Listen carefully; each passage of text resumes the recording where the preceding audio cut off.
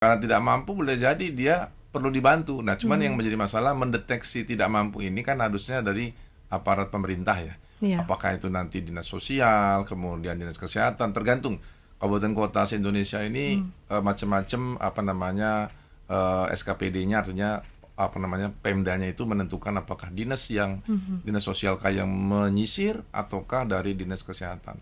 Itu kalau kategori tidak mampu ya. Jadi ability to pay-nya nggak mampu memang untuk membayar iuran. Meskipun cuman mohon maaf ya kalau kelas 3 hanya 42.000 kan gitu. Iya. Gitu kira-kira kalau istilahnya mandiri seperti itu.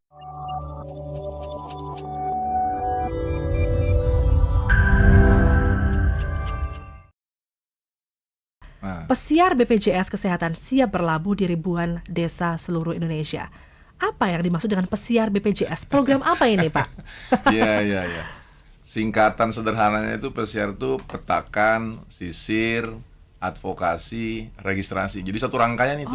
Oke. Jadi kita memetakan masyarakat yang non JKN, artinya belum memiliki jaminan kesehatan nasional. Ya. Itu dilakukan pemetaan gitu ya. Nah, kemudian disisir ke desa-desa gitu. Kemudian diadvokasi, ibaratnya disosialisasi gitu ya.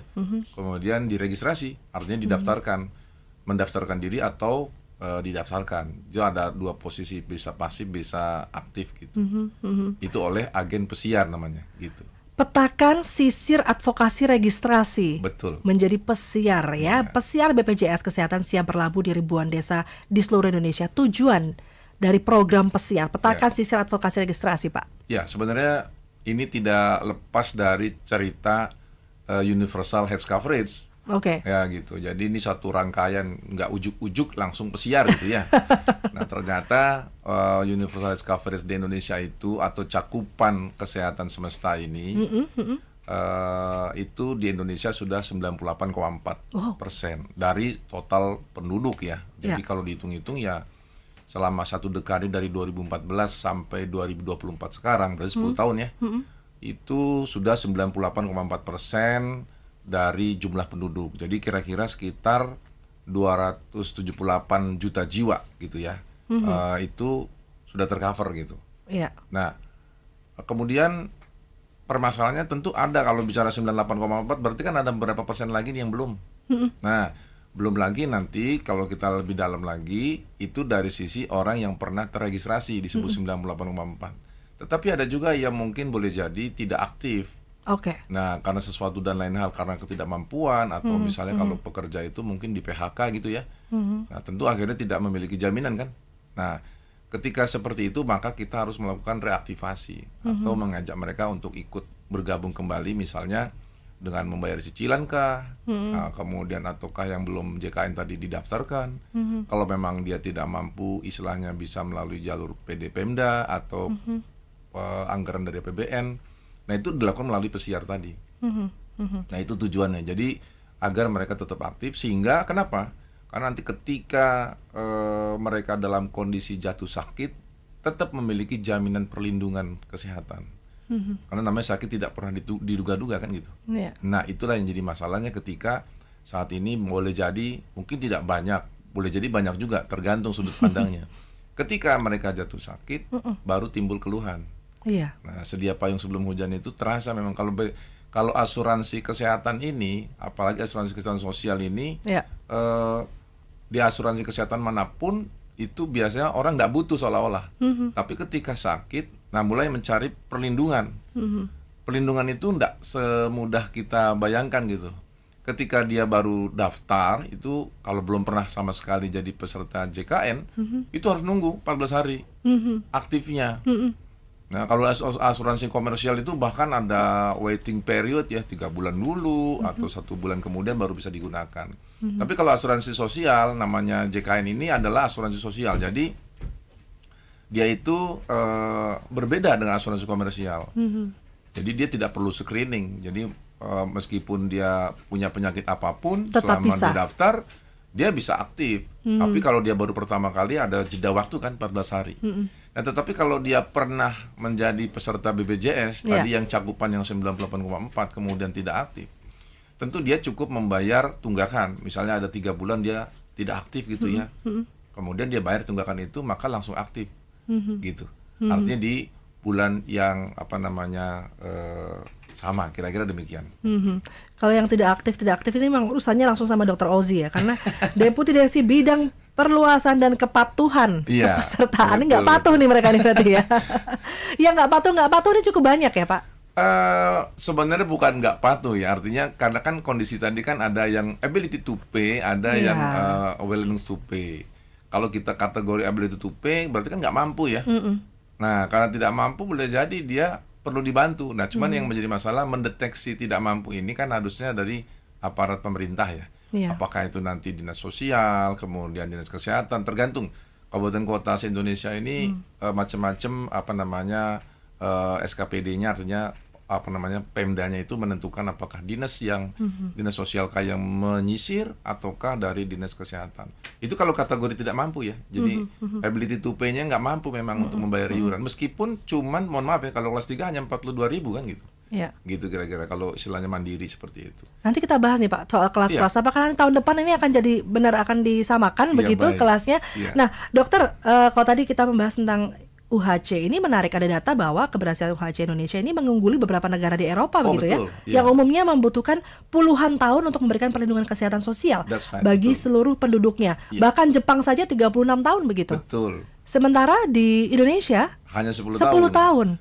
Itu juga unik memang, Jepang itu 36 tahun, kemudian Korea 12 tahunan. Yang menarik itu justru yang Jerman ya, dari mereka pendiri untuk asuransi sosial gitu ya. Von Bismarck itu sampai hitungannya ratusan tahun, 127 tahun. 127 tahun Jerman. Dan itu pun tidak 98% ya. Dia pada posisi hanya 85%. Hampir rata-rata negara itu sulit mencapai 98% untuk meregistrasi penduduk yang harus mendapatkan perlindungan jaminan kesehatan. Nah, Indonesia 10 tahun. Nah, memang ada kata-kata kuncinya ini. Kenapa itu terjadi gitu. Ini sebenarnya program ini adalah program strategik nasional ya. Jadi bukan program satu presiden aja. Ini kan sejak zamannya Ibu Megawati, kemudian Pak SBY, kemudian Pak Jokowi, lanjut lagi kan sekarang Pak Prabowo. Ini karena program ini memang bukan masalah program sederhana, karena masalah hajat hidup orang banyak gitu. Urusan kesehatan ini hajat hidup orang banyak gitu. Sangat fatal ketika penduduk tidak memiliki jaminan kesehatan. Baik. Dan tadi dalam rangka untuk mencapai UHC 100% begitu ya, artinya program ini, pesiar ini dilakukan sejak kapan pesiar ini? Sebenarnya uji cobanya di tahun ini ya. Tahun depan itu akan dimasifkan lagi. Saat ini kita bekerja sama dengan agen pesiar di 2.334 desa kurang lebih lah, 235 desa. Tahun depan kami canangkan tuh 8.000 desa. Sebenarnya kurang kalau dipikir-pikir. Harusnya kita targetnya itu kan UHC itu per desa ya, disebutnya UHC desa. Jadi jangan sampai di desa itu jangan sampai ada penduduk atau masyarakat yang tidak ada jaminan perlindungan kesehatannya melalui program JKN ini. Itu kan bisa saja, artinya di dalam satu komposisi di desa itu ada yang memang penduduknya itu mandiri, pekerja dia pasti dapat jaminan. PNS juga dapat jaminan gitu ya, apalagi badan usaha. Kemudian ada juga mungkin yang tidak mampu ya. Yang tidak mampu itu bisa dua kategori. Kategori dibiayai oleh APBN melalui program PBIJK namanya, penerima bantuan iuran, jaminan kesehatan, itu dibiayai oleh negara melalui Kemensos gitu ya, Kemenq. Tapi ada juga Pemda, perannya besar juga nih. Ya, PBI Pemda namanya, kita nyebutnya PD Pemda. Jadi yang nggak tercover di sana, biasanya Pemda mengcover. Karena juga itu masuk bagian warga negara Indonesia yang ada di desa tersebut atau di kabupaten tersebut. Itu kira-kira gambarannya. Baik, kita berbicara tentang cakupan nih Pak. Betul. Cakupan daerah-daerah terpencil ini pasti masih juga sangat membutuhkan begitu ya untuk kejangkauan kesehatan ini. Seperti apa tantangan yang dihadapi untuk mencapai ke daerah-daerah terpencil, pelosok-pelosok seperti itu, dokter? Iya. Kalau dibilang sulit, enggak juga ya. Karena kalau bicara 98,4 berarti kan sebenarnya sudah ya. Nah, sebenarnya sekarang ini semua kabupaten kota ini berlomba-lomba nih untuk UHC. Ya, karena mereka punya tanggung jawab ya. Rata-rata Pemda itu luar biasa. Bupati wali kota itu, bahkan gubernur. Jadi bahkan kita mau kemarin itu kan sudah bikin ya UHC Award. Dan itu langsung diapresiasi oleh Pak Wapres waktu itu. untuk sebanyak 366 Pemda lebih, bahkan sekarang malah tambah terus. Dan menariknya kita justru diapresiasi oleh ISA ya, Presiden ISA ya, dari International Security Social Act itu yang menjembatani, bukan menjembatani, wadah bagi asuransi sosial dunia gitu. Jadi karena baru Indonesia nih yang bisa seperti itu, 98,4% tadi. Dan ini beranjak terus ya, apalagi di RPJMN nanti itu patokannya justru bukan cakupannya saja, tapi keaktifan.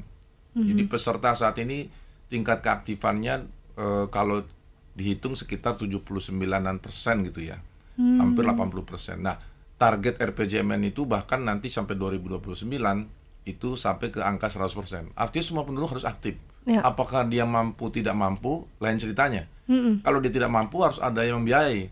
Negara harus hadir, Pemda harus hadir. Kalau yang mampu dia harus bayar dong, kira-kira begitu. Kan gitu. Kalau dia mampu berarti dia harus bayar. Ada juga tadi memang bukan masalah mampu tidak mampu, tapi memang karena dia pekerja, maka pekerja wajib mengeluarkan iuran dan dibantu oleh pemberi kerja. Itu kira-kira. Artinya dengan cakupan tadi fasilitas kesehatan daerah pelosok itu juga sudah bagus begitu ya dokter? Betul, ini jadi memang tantangan challenging-nya adalah di Vaskes ya. Nah itu menjadi bicara supply side, tentu Kementerian Kesehatan punya tanggung jawab yang cukup besar juga. Memastikan akses gitu ya. Jadi sebenarnya jaminan kesehatan ini kan ada salah satunya akses ya. Iya, betul. Memastikan bahwa akses pelayanan itu ada bagi penduduk. Itulah bukti bahwa negara itu hadir.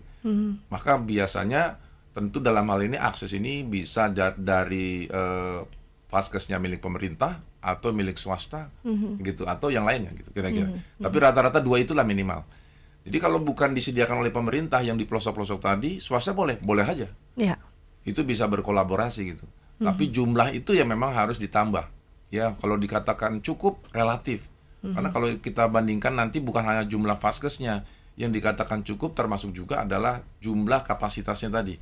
Kalau dokternya 1:5.000, maka kebutuhan dokter juga harus ditingkatkan. Termasuk dokter-dokter spesialis yang di pelosok-pelosok tadi. Sehingga memang memastikan akses bagi pelayanan bagi peserta JKN itu didapatkan.